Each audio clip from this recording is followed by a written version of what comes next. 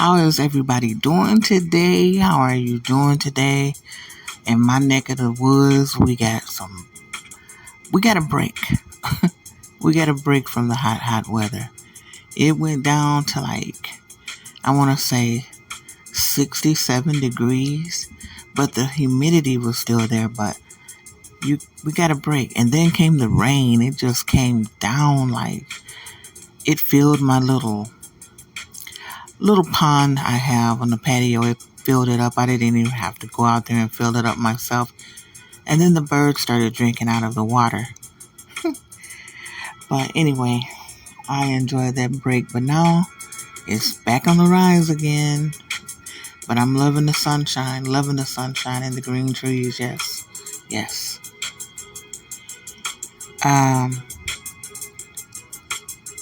I was able to get in some reading. And so I want to get right back off into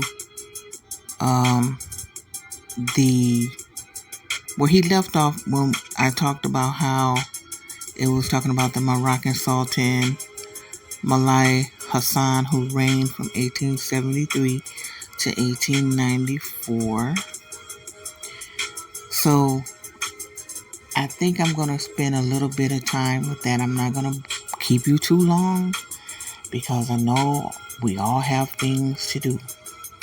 So hold on for a second. There was, however, never anything approaching segregation based on color. North African cities, like those of the Middle East, were and still are, to some extent, characterized by a degree of residential and occupational segregation. There are, for example, the Jewish tailors, the Zabite grocers, and the dockers of Tunis. Because remember, it said in the last piece I read that in Northern Africa, the slave was not chattel to be sent into the fields. Rather, he often lived with the family. There was a master-slave relationship, which was the relations were face-to-face.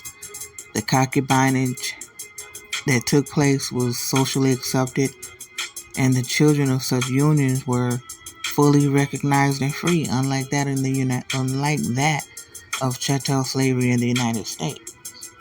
So, and the dockers of Tunis were from a specific southern Tunisian village. These distinctions, however, lack clear-cut implications of social rank.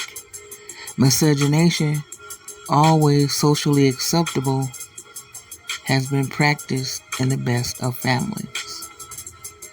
The institution of black concubinage was most developed, for example, in old settled upper bourgeois families in Fez.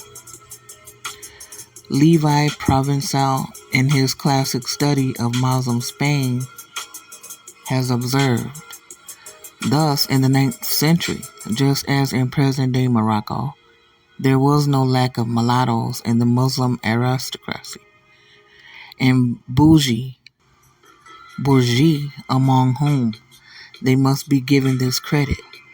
Color prejudice has never existed, no more in the Middle Ages than today. No color bar developed in Northern Africa. The spectrum of black-white relationships is explainable in class, not case, terms. Among the proverbs and maxims of Moroccan country people collected by Westermarck, the following relate to color. A fertile negress is better as a wife than a sterile white woman. For a lack of a relative, I call a Negro ABD, my mother's brother, said by a woman who could find no husband in her own race. A charcoal, and it will give me fat to eat. Now, I don't know what that ABD means. I'm going to try to find out because it's in squares, like parentheses. All reveal a strong prejudice against the black man and the implication that he would usually be close to the bottom of the social rankings. At the same time, the folk wisdom testifies that there is nothing taboo about the black person. Intermarriage is at most a mesalliance.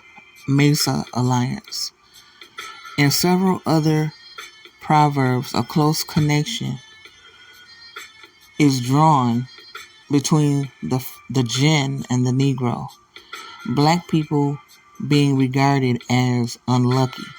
These can, in large measure, be explained by a major common factor.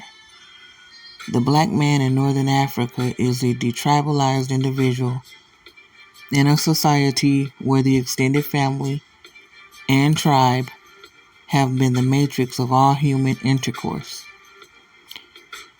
In Sudan, the lighter-skinned offspring of mixed Egyptian-Sudanese marriages is a muwalad, spelled Muwallad,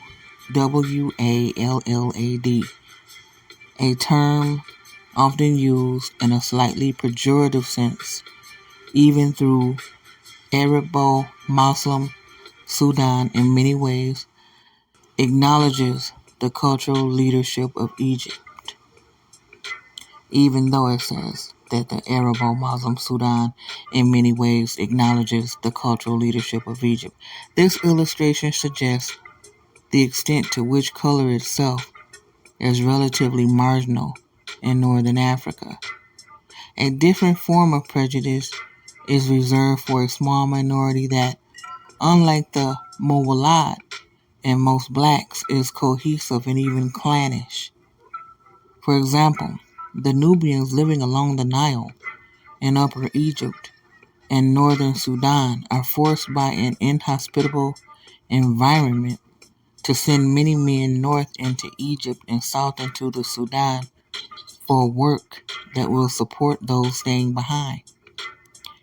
Nubians dominate certain occupations such as domestic service, but many also achieve high positions in government and administration. As one Nubian once joked, "We are either cooks or cabinet ministers." Nubians are, in fact, subjected to about the same type of prejudice as the Zabites of Algeria, Sousi of Morocco, and Germans of Tunisia, all industrious clannish folk obliged to immigrate seeking work. Of interest here is that the Nubians, although not Negroid, are darker than the Egyptians of Lower Egypt and lighter than the average Sudanese. The Zabite, Sousi, and Germans are all whites living among whites. The prejudice is similar in all cases. The color difference, where it exists, is clearly incidental. Another basic index for determining the significance of color in Northern Africa is the terminology employed. There is no vocabulary comparable to the vast number of words, both technical and colloquial, found in English to convey subtle differences of pigmentation. In fact, the most common word for a black person in Arabic is abd, abd, which means slave, and has no etymological link with color whatsoever. In the same way, the word kadem, which means servant, eventually came to mean Negro, or more particularly a Negro woman. Abd is of course pejorative, but its tenuous link with color can be illustrated by a now almost legendary story the Sudanese tell. A northern Sudanese nationalist leader made an impassioned speech in the pre-independence legislative assembly in extolling the brotherhood that existed between the peoples of North and South. Yet, when a Southern leader rose to speak and apparently had some trouble expressing himself, the Northerner turned to a friend and demanded irritably, "What is that abd trying to say?" Both the abd in question and the Sudanese Arab were quite black. Okay, so there's where I'm going to stop. And I hope that you will look up that word and the word muwalad. Look that word up. And even maybe look up Mesa Alliance. I'm going to take some notes on it myself. And when we come back together, I will be talking about the word Guinea and Ajam and the barbarian. So I hope that you will have a wonderful day today. I'm glad you are here, and I wish you all peace, love, and light. And please stay tuned to Black Living Room Talk for more conversation, stories, and information. Thank you. Hotel.